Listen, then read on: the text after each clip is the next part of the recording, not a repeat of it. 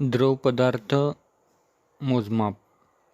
आपण दूध, पाणी, पेट्रोल यासारखे द्रवपदार्थ मोजण्यासाठी millilitre, litre, barrel, US gallon व क्युसेक यासारखी एकके वापरतो. तर आपण ह्या एककातील फरक समजून घेऊया. अगदी लहान प्रमाणात पातळ औषधे मोजण्यासाठी मिलीलिटर हे एकक वापरतो. मिलीलिटरला आपण फक्त मिली असे पण म्हणतात. 1 मिली म्हणजे 1 लिटरचा 1000वा भाग, म्हणजेच 1000 मिली बरोबर 1 लिटर असते व 500 मिली बरोबर अर्धा लिटर असते व 250 मिली म्हणजे पाव लिटर. तर लिटरमध्ये आपण दूध, पाणी, तेल इत्यादी गोष्टी मोजतो. आता आपल्याला मिलीलिटर व लिटर समजले, तर आपण बघू गॅलन म्हणजे काय.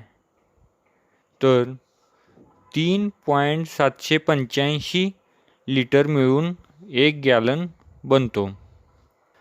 म्हणजेच काय, एका गॅलनमध्ये 3.785 लिटर असतात. आता बघूया बॅरल म्हणजे काय. मोठ्या प्रमाणात देश जिथे तेलाचे व्यापार करतात तेव्हा ते बॅरलमध्ये मोजतात. तर 1 बॅरल म्हणजेच 158.987 लिटर असतात. तसेच आपण धरणातील पाणी मोजण्यासाठी क्युसेक हे एकक वापरतात. पण क्युसेक हे पाणी वाहण्याचे एकक आहे. तर 1 क्युसेक म्हणजे 28.317 लिटर असते. म्हणजे एका सेकंदाला 28.317 लिटर पाणी वाहते. तर आपण लिटर व गॅलन कन्व्हर्जन कसे करायचे ते बघूया.